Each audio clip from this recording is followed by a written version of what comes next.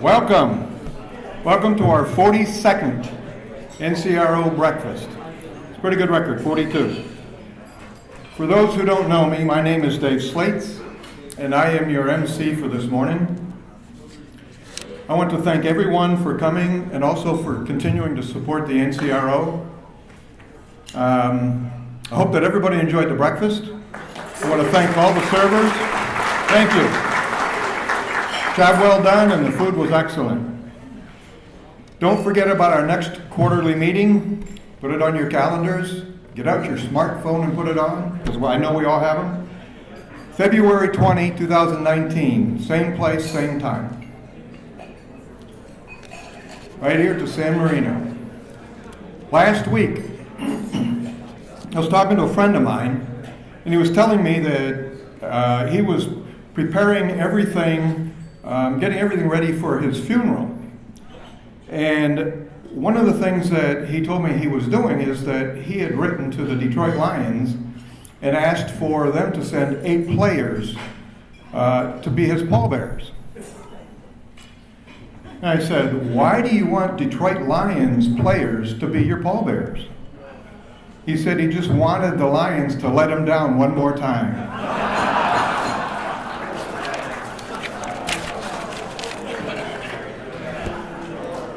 Just continuing that theme, a couple of years ago, maybe about 5, I was at a Lions-Vikings game, and as we came out, I saw this gentleman right in front of me wearing the best Lions jersey I've ever seen. It was number 57, and the name across the top was Waiting Since. Great shirt. Just as a reminder, please support the retiree-friendly dealers as they continue to support us. You can find them on the NCRO website, www.ncro.org. And with us today from Golling are Bill Golling,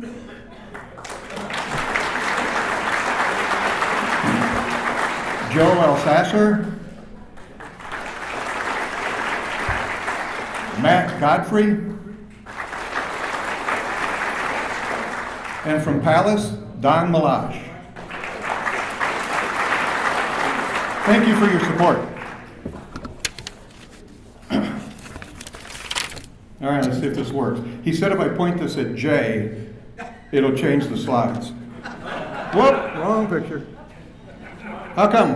What happened? You got the wrong one up. What? The agenda. You want your name? I know, I want the agenda. Well, yeah, you can print it. It was up there. Oh, you did it for me? Yes, sir. Oh my gosh. It's Jay's fault. But you're not supposed to point it at Jay. You didn't know you were pointing at Pete. Oh, it's Pete, okay. Oh, cool.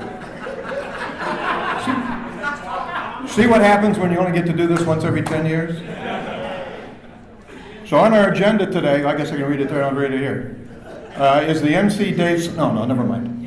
After I'm finished up here, Jay Kuhnie will give a presentation about NCR news and other information that will be important to all of us. From FCA, we have Paul Signorello, who's going to talk to us about the United Way.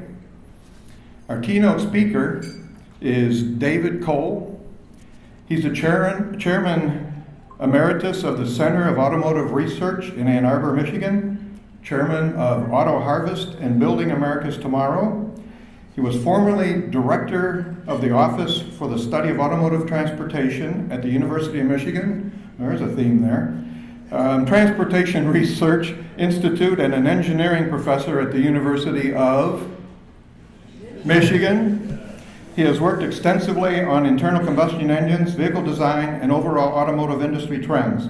His topic today is the auto future, wild to wilder. Then we'll follow with questions and answers and hope to finish about noon. We'll take a short break, and then for those who are interested, we'll come back with Medicare election counseling, which is provided by Butler Capital Advisors and Double Health USA. So I'm sure you all remember that in movies, and especially in cartoons, that the bad guys and or villains always have a mustache. 9 years ago, I met a woman named Diana on Match.com. As she was on her way out for our second date, her 8-year-old daughter, Lauren, called her and asked her if she was busy. And of course she said that she was. So Lauren said, "Well, what are you doing that you can't come spend time with me?"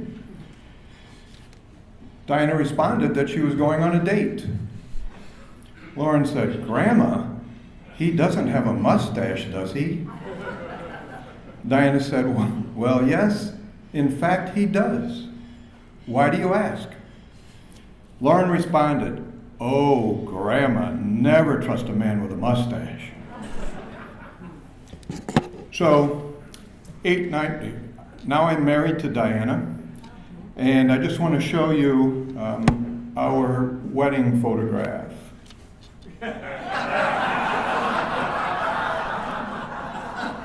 I don't think that family knows me by my real name. It's always Mustache Man.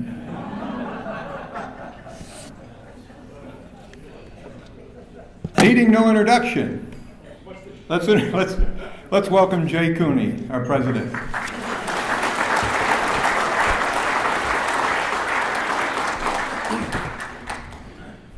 Thanks, Mustache Man. Does Diana know you did that? No, I secreted the picture out. Okay, I just wondered because I'm not sure she would approve that. Welcome. How is everybody today? Great. We are pleased to have all of you here. I know, beautiful day. Did anybody have trouble getting here today with the traffic? It was ridiculous. Not that you need to know all this internal stuff, but my wife had knee replacement surgery yesterday. So I stopped by the hospital early this morning to check in on her, and I left about 8:15 at the hospital. Sounds like, what's the hospital in Rochester? Crittenden Hospital. Really, it's no longer Crittenden. It's now Accenture Providence in Rochester Hills. But anyway, Crittenden. At 8:15, I didn't hear till 9 o'clock from Rochester. It was like, this is nuts over here. So hopefully they'll get this stuff taken care of. But again, thanks for coming. David Cole, we really appreciate you being here and in helping us understand what's going to go on. I can't wait to hear what Wilder is, because I had a pretty wild ride over 35 years with Chrysler. So if it's any wilder than that, I don't know. I'm not sure. I guess I'm glad I'm retired. Hopefully everybody else agrees with that, because I don't think I could take it anymore. Paul and Sarah, nice to have you here, and we'll talk a little more about what that came about. So again, thanks, and I'm going to try to do this really quickly. There's a few things I want to take you through, but I don't want to get in the way of the other presentations. So I'm going to take you through just a couple of things. First of all, I want to talk to you about a couple of FCA meetings that we had to discuss some pension overpayment actions, and I'll talk to you a little more about that, because I think we've talked a lot about pension overpayments. And the 2019 healthcare plan, just to kind of give you a quick overview of what's going on there. And a little update on Washington flying that we had in September. First, we had 2 meetings with FCA, and I won't even count ours, Paul, here a couple days ago. I won't talk about those. But first meeting we had with Barb Pilarski and her group, and the part of that was to talk about some issues that we had with pension overpayment. We've been dealing with this, and apparently I did an interview, just a very small interview at Wall Street Journal that caused a little bit of a tension. So what we wanted to do was kind of update FC on where we were going, because we were just going to Washington, and there were some things that we're trying to do in Washington, and I wanted to make sure we have this agreement with Barb and her group that says we'll let everybody know what we're doing. There's nothing that we're going to do that we don't want them to know about before we do it. So we don't want them to find out and want them to understand what we're doing and why we're doing it. So that was part of this meeting. So we actually took Barb through a solution that we have to handle this pension overpayment issue. Not the previous ones, but anything future. And basically, just so you know, that pension, everybody remember the pension overpayment issue? Some of you might be involved in it. What we're trying to accomplish is eliminating it from being a responsibility of the company to be required to collect the overpayments, because right now ERISA law requires them to collect the overpayment. So we're trying to not only make it easier for the company, but also make it easier for the retirees. And our solution basically is to have the overpayment basically written off. Every year, the companies, when they put together the issues and the fundings of how the plans are funded, they do what's called an actuarial adjustment. And an actuarial adjustment is to cover things that have gone, the things that they have projected have not come out the same way that they projected them, so they make adjustments. And we believe that that's how it should be done, that the dollars and cents are so small in relationship to the size of our pension plan that in fact they should just be, for lack of a better term, written off. And that's a marketing term, that's not a financial term, so I apologize to the finance guys because it's a little more complicated than that. Anyway, we took Barb and the group through exactly what we're going to do in Washington, and in reality, I think Barb and her group were pretty supportive of at least the direction we're doing. So stay tuned. I'll talk a little more about that when we get to the Washington flying. The other thing that Barb did ask for us, because she was now put on the United Way committees, and part of her committee group was to look at how to involve retirees in United Way. So that's why Paul and Sarah are here to kind of, they were charged as working, Sarah for the United Way and Paul for Barb, on how to develop some kind of a plan, because in reality we have time. One thing we have, and is there's things that we could be involved in. So we said to Barb, we'd be more than happy to be kind of the group that would be to get involved with it and see if this works and how we could do that. So that's why Paul and Sarah are here. Second meeting was with Kathy Neal's group, and that was to talk about what's going on with the 2019 healthcare plan. And I'll take you through that. Okay, healthcare plan 2019. Retirees under 65, basically there's no medical changes. There's nothing that's changed in terms of what they're covering, how they're covering it. PPO and the HDHP with the HSA premium change, the premiums will change, and I'll talk to you a little about that. Approximately 10% increase. Last year was about a 5% increase. This year's about a 10% increase. And you remember the company pays about 50% of the increase, and the employees/retirees are paid the other 50%. So as we all know, cost of healthcare continues to go up, which is another giant issue in Washington. So basically that's the change. The change is about a 10% increase. The other stuff, the deductibles and all that stuff are pretty much all the same. The HSA contribution that they give to the over 65 individuals will be deposited in January. And dental and vision premiums are unchanged. However, you can't sign up, those who are under 65, you can't sign up this year because it's a 2-year sign up. So this is the second year of the 2 years. So in reality, the program really hasn't changed other than the premiums being a little more expensive. For retirees over 65, we continue to ask for an increase in our HRA, but we continue to not get an increase in HRA. And unfortunately, it's not increased by General Motors, not increased by Ford. Nobody's been increasing them. So it stays the same, $19.75 and $17.50 for a spouse. Again, that'll be put into your account in January. So all in all, I think reasonably good news, continued coverage, and pretty much the same. I know that 10% increase seems like, well, not. I know that my Medicare, I know if you've gotten letters from your Medicare and your Medigap program stuff, mine went up 20%, so I shouldn't be 60, I should be not 65, I should be 55, but another story.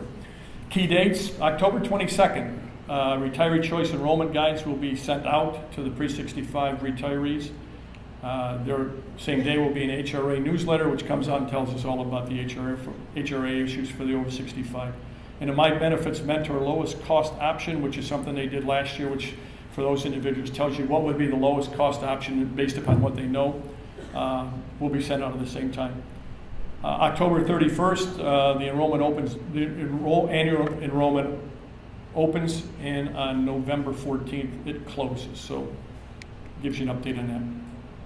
Second thing I want to talk about was trip to Washington, and I won't go into the continuing trips to Washington. And it's like a Chinese water torture when you go there. I will tell you, I must say this every time, and it must be like a broken record, and I apologize. what you see on television isn't even close to how bad it is. I just want to go on record. What you see on TV and all this stuff going on, trust me, it isn't even close to how bad it is in Washington. It is just, anyway. How are we continue to go? We like torture. We continue to go. This year we only had 4 attendees. Unfortunately, we had some issues.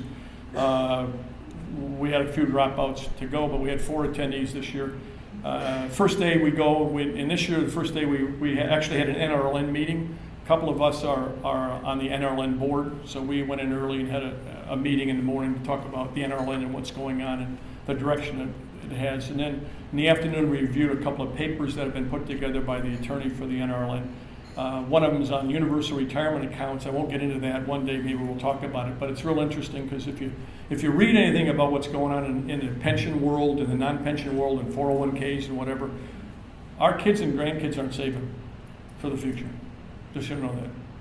And one day this country may wake up with just an unbelievable issue. But so there's a plan that the NRLN is put together that really is pretty interesting on how to build a universal retirement program that actually can travel with individuals and what it's pretty interesting. Then we reviewed our lobbying agenda, which basically was built off of pensions. One on pension overpayment, recoupment, one on risks and mergers and acquisitions, which clearly is something that's near and dear to our hearts. And then pension plan mergers, which ours merged from 3 to 1. We talked about that a couple of years ago. Second day, which we go on the Hill, we go meet with the individual representatives. We had 9 meetings. The 4 of us ended up having 9 specific meetings combined with the DTE folks that were there along with us. We met with Debbie Stavenot's people, Debbie Dingle's people, Molinar up in my rep up in Gladwin area, Webster from Florida, Brown from Ohio, Lawrence and Levin from here in Michigan. I also, myself, Bill Catteright, and Allison Parker, who's the lobbyist for the NRLN, who's a part-time lobbyist, who really does a great job. We actually met with Wahlberg staff because he's the chairman of the House Education and Workforce, and we met with Patty Murray's staff, who's a senator from Washington, really neat senator, very, very neat lady, Democrat out of Washington. She's the ranking member of the Senate Health, Education, Labor, and Pension Plan. And what does that make sense? Well, those are the 2 House group and Senate group that are responsible for overseeing the pension issues. And we specifically went there with our plan on pension overpayment recovery and why we wanted to do it. And there's real interest in a bunch of groups in Washington on fixing this issue. We don't have full agreement yet, but there's a lot of work being done. By Bill Catteright, the president of the NRLN, with the AARP. We're trying to get them involved. We've got the Pension Rights Center involved in it as well, trying to get a coalition to work with these groups. And we actually have, why we did Wahlberg specifically, because he's involved in, the multiculture, multi-pension plan issues with the multi-groups, where they have lots of issues with not having enough money. And oh, by the way, they passed a law that said that they can actually reduce the pensions. The pension groups can come in and say we want to pay less pension.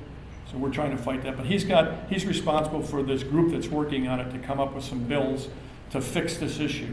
And we think we could get him to add this to the bills that are going in. So we think there's a real opportunity for us to maybe make some hay this year on getting this issue solved where pensioners will not be required to be recouped for overpayments issues. So stay tuned. We're working really hard on the issue because we think it's a huge thing. We don't think that if you're getting a pension and somebody made a mistake, we don't have any problem with them going back and correcting the mistake. What we have a problem with is them collecting the overpayment.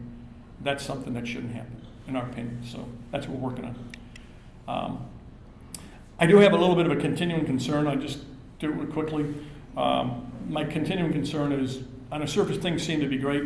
I think David's going to give us some insights into maybe how great it might not be and what's going to change. But on the surface, everything seems to be good. Jobs are great. Car sales seem to be still pretty good and all that stuff. But there's just, I just feel this undercurrent of, I won't call it apathy, but when things are great, we sort of lose our momentum at working on things. And membership in retire advocacy groups seem to be getting smaller for whatever reason. We're not immune to that trend. We're probably way better than most groups, but we're not immune to it. But we can't lose our energy. We really cannot lose our energy. So I ask you to continue your support for us. We won't, as the board and the group that's the leaders of the IC and the group, won't do that. I ask you to really, it's coming up November 6th, as a senior, educate yourself on the issues, find out who supports the types of things that we need to get done or whatever, and do your best to do that, and then please get out and vote. We need you to vote. So that's something I want you guys to do, so please do that.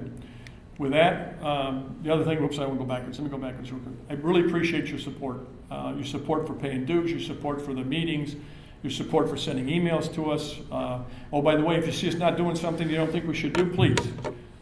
We'd love you to tell us about that.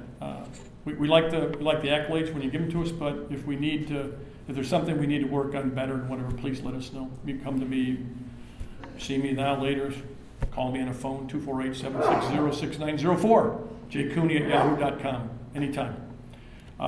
Again, we just thank you for your support. One last thing I want to do, though, because we're losing an individual who's been kind of a lifeline for us. Liz White, see Liz White there? Everybody know Liz White? You certainly see her, every week collecting money, sitting out at the desk. Janet was there today. Thanks, Janet. Appreciate that. Janet Poxon was there sitting in for Liz. Unfortunately, we're losing Liz because Liz has decided that I think that family is maybe better than us, which is okay. I buy that. So she's moved to Katy, Texas, which is just outside of Houston, to be with family. We're going to miss her, so we've got a nice plaque that we're going to send down to her. David's group has put it together. It's a certificate of appreciation award to Elizabeth W. White. I'm going to read it to you. On behalf of the Board of Directors and members of the National Chrysler Retirement Organization, we would like to extend our appreciation and thanks to Elizabeth White. Since January 2009, Liz has been membership coordinator for our organization. In this position, Liz has faithfully interacted with our membership to ensure that every breakfast meeting was organized and well attended. I buy that wholeheartedly. She was great. Her dedication to ensuring that any membership issues were expeditiously resolved has been appreciated. Wish Liz the best in the coming years and every happiness in her new home in Katy, Texas. She will be missed, but always welcome when she visits the Detroit area. Sincerely and with greatest appreciation, NCRO Board of Directors, October 17th, 2018. So if you give me a hand to Liz.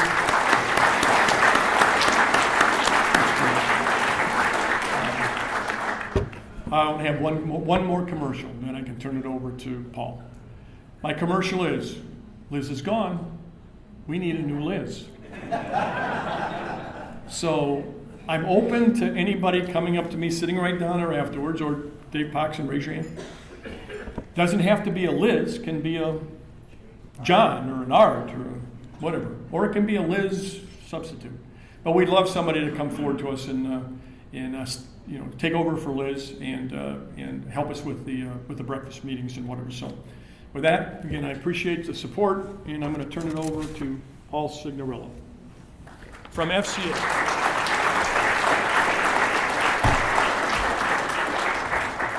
Where's the technology?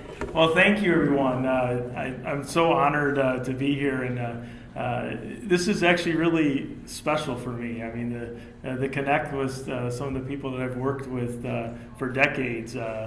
And yes, I'm Paul Signorello from HR, and Sarah Grupp's my lead at United Way. We wanted to bring this concept to you today. Work for Barb Pilarski in HR. Also the corporate lead for United Way, and we're really passionate about. Now I want to show you some of the things that we've done over the last few years. We really kicked things up a notch in the community, and so Barb and I are on this subcommittee, and we keep talking about we have a great relationship with NCRO, and how can we take it to another level, and how can we connect with our alumni. You see, I use the word alumni in this presentation, right? Because, the world is changing. And the generation after me, I have 35 years now at the Chrysler FCA, and I'm 57. And Barb wanted to be here today, but this is committee week. And I reminded her, it's like, maybe I'll take over that job. I'm soon, I might be joining NCRO. So if the offer's good, maybe I will,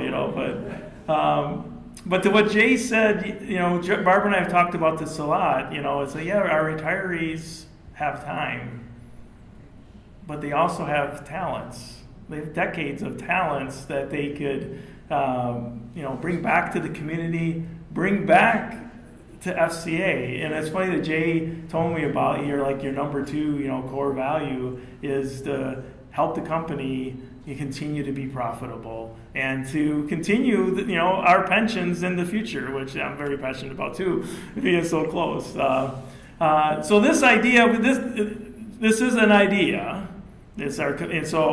Everything's not locked in stone. So so I'm here today really because I told our committee that I'm going to go to NCRO and I'm going to hear from the experts. What do you think about connecting back to the other retirees in the area, other alumni, and also giving back your time. And if you seem to be in, on Monday we have a cabinet meeting, and I'm going to say, let's go. We got to get to work. So that's what we hope. But that word alumni, the generation after me doesn't really retire, right? They have to fund their own retirement. The millennials, change jobs a lot. We want to stay connected with them too. So we purposely use the word alumni. So you'll see that throughout the presentation. Does that sound good? Yeah. Okay. So I'm going to have Sarah, do 2 quick slides. I want her to talk about United Way and their reach, and then I'll go through the program. Let's see if we do this right. You don't have to point at you. Thank you. Hi, everyone. Yeah, so my name is Sarah Grutza, and I work for United Way for Southeastern Michigan. And I have had the privilege of working with Chrysler or FCA for the past 6 years. And I have been told by folks that have worked there before me, and just kind of researching the history, Chrysler or FCA throughout the years has been one of our strongest partners. I know that a lot of you guys here in this room, as well as the city of Detroit and the area, went through a really difficult time in the late 2000s into the early 2010s. And our CEO at the time told me the one company that reached out to us and said, hey, how can we do this together, was Chrysler and FCA. So I am here on behalf of every United Way, 1,800 around the world. I just want to say thank you, and I'm really honored to be able to tell you a little bit about what we do. So United Way, I'm sure you guys all are familiar with at least the name, and a little bit about what we do, and the card that you guys were asked to fill out as soon as you started working here, or at Chrysler, as I've been told. But yeah, so United Way, we are, there's 1,800 different United Ways around the world. And we all operate, though, as an association of clubs. So we cover Wayne, Oakland, and Macomb. I work with the Southeastern Michigan one. We have our own CEO. We have our own board of directors. And we all get to choose the issues that are going to impact our community the most. But all of us are uniquely positioned, all of the United Ways. We are able to kind of take an overview, take a strategic look at issues from the core, not just saying, okay, we'll fix the surface issue. We really get down and figure out what's happening, why people are facing poverty, why they're facing hunger, whatever the issue might be. And we are uniquely positioned with amazing corporate partners like yourselves, amazing community partners in our nonprofits, as well as the government agencies that we're able to work with. Here locally, we have about 30,000 different organizations and government agencies and corporate partners that we're able to use just in those 3 counties. All right. So our United Way, which again, every United Way has a little bit of a different take on what impacts their community. We kind of have 4 main pillars. So we have education, which we actually break up into 3 different areas. The first being early learning, that 0 to 5 age group. Right now, about 40% of Metro Detroit kids enter kindergarten not ready to learn. That's a federal standard, meaning they don't understand shapes and letters or numbers.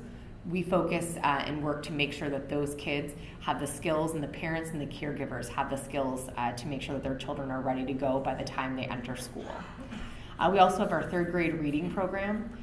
There are statistics that show if you're not hitting that 3rd grade reading level, that's another federal standard, that you have almost a 0% chance to graduate high school. So we really work to make sure that kids have the attendance, they have mentorship, they have books, they have the skills and ability by the time they hit 3rd grade. That's a key indicator. You're supposed to be switching from reading to learn to learning to read. And starting in 2019 and 2020, if you are not hitting that third grade reading standard here in the state of Michigan, you will be automatically held back. So we want to make sure that kids are ready to go. And then the end piece of that is our college and career pathways. We want to make sure kids are entering high school, they graduate high school, and they have a pathway to that next step, whether it's a family-sustaining job at one of our amazing partners or at school. We want to make sure that kids have the ability to get there. We also have our economic prosperity work. That's working to make sure that adults have everything that they possibly need to be financially stable, whether it's savings plans, short-term, long-term, job skills, job training, interview skills, whatever they need. We want to make sure that folks are getting to that family-sustaining ability. And then we have our health. We want to make sure, one, people have adequate health care. I think all of us know how expensive it is to do emergency care versus preventative care. We want to make sure that everybody has access to that. We also want to make sure people have access to healthy food. We want to make sure that people have access to just the basic needs. A lot of our programs, the first two with the economic prosperity and education, are a lot of long-term. You kind of start and then you see the results later. But the reality is a lot of folks in our community need help right now. They need food, they need shelter, they need immediate utility assistance. So we work through that health and the 211 programs to make sure that people have access to that. And then finally, we have our 211 call number. Is anyone familiar with 211? No? All right. So 211 is a lot like 911, but it's for resources. So if you are looking for rent assistance, utility assistance, if you need help getting through the healthcare programs that you're not sure how to reach out to, you call 211. You will be immediately connected to a community care advocate that has at their fingertips full databases that they can access any resources that you need. And this is a national number, so regardless of where you are, you'll be immediately connected to that 211 number. And so I'll turn it back over to Paul to get more into the program or the work that FCA specifically does. But again, I just want to say thank you, because that work that I just went over we're only able to do it because we have had such incredible donors over the years, and I know that you guys are a big part of that, and I look forward to having you help us with a lot of these different programs that Paul's going to talk about, because like he said, I can't even imagine the stories that you guys have from the years of experience here, but also just the talent. So I'm really looking forward to see what we can do together. Thank you, Sarah. At FCA, most of you remember, United Way is like your card that, first day on the job. I still remember Ed Smigelski saying, "Welcome to Chrysler." But kid, remember, they come back every year. For 33 of my 35 years, that's how I always thought of United Way. And then I took over as the lead. And we've really kicked things up a notch over the last couple of years, and so I'm really proud of you. Got 34,000 of our employees are contributing. About 55% are contributing every paycheck, which is amazing. And about $5 million, does head to help United Way from our workers. And about $8 million overall. We have a lot of events. We have the marathon this weekend. We have runners running that. We auctioned off a Viper and Demon,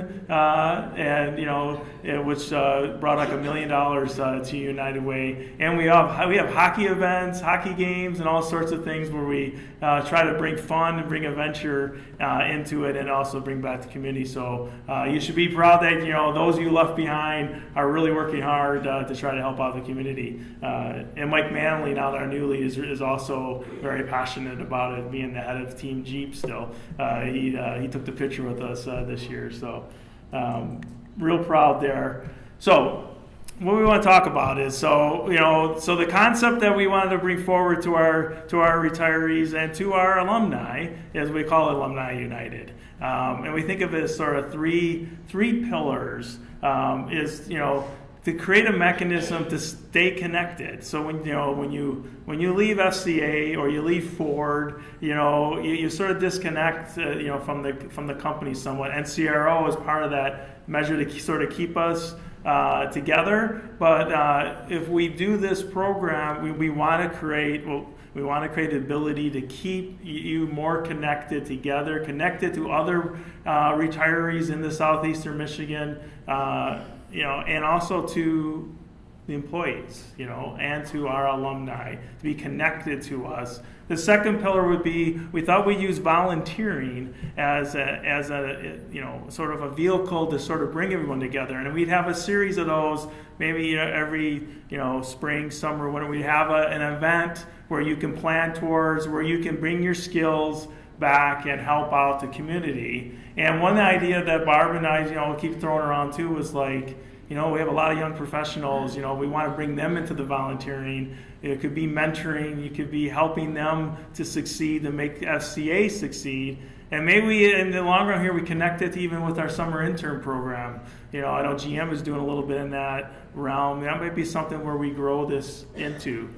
And then the third pillar would be, to donate, to make it easy to donate. I sort of looked at the retirement process, and I see we don't do a very good job of it. And one of the things I changed when I took over 2 years ago is the whole idea of the card is gone, and we have this really cool website now. And now you can the employee can create his donation to United Way like a 401k. You can pick over 100 agencies, and you can distribute where your money goes to like a 401k plan. So you're in charge of what's meaningful. So that's really the pillar of it. So it's really 3 parts: stay connected to the FCA, stay connected to the the retirees and the community. We'll create like a website that would connect NCRO, connect other retirement organizations. I mean, it would expand it beyond FCA. It would be Ford, it would be EY, it would be GM, it would be all the companies that are on the board. So some way to know, connect with each other and connect with other retirees. Then we'd have structured events throughout the year where you would know about in advance, where you can volunteer your time and make a difference in the community and make a difference to the young professionals that work at FCA, which I think is really special. And then lastly, we would, if it's donating is voluntary, but if it is something that you're passionate about, we would extend how we have it at FCA now. Simple site, you can use a credit card, you can decide where your money goes, it's up to you. But we don't make it easy today, we'll make it easy, but that's all optional. So the whole idea is like connect this program, the FCA family. We create this little logo, with the Pentastar in the middle, and connecting, getting closer with our retirees and NCRO, and also our FCA family currently, connecting across other companies within Southeastern Michigan. And if this really gets traction, we could even do it nationally or even globally. We could, so if you maybe spend the winters in Florida, you could connect to the United Way, the events there. You could connect there to do your volunteering. We can make it robust, So we wanted to run that idea behind you. We don't want to lose connection with our retiree base. And we thought, why not have United Way be the way to, connect the family? Even though we have a strong connection with NCRO, I think this is a way to kick it up a notch and do something special and make a difference in the community. So that's it, just, what do you think? I'm in, we can talk later, I just want to go back Monday and just say, either, they thought it was a good idea or not. I'm just being honest,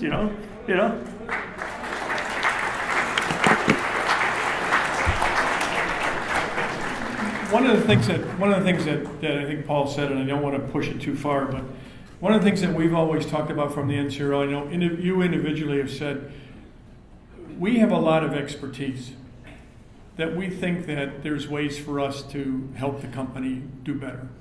Right? I mean, we really do.